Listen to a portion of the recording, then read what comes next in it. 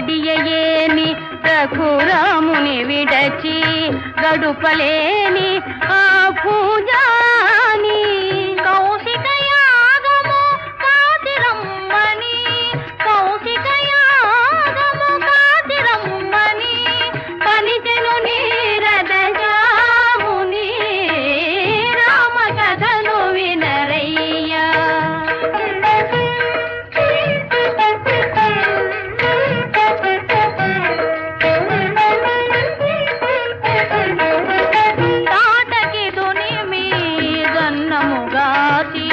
తపసుల Deevena తలదాసి జనకుని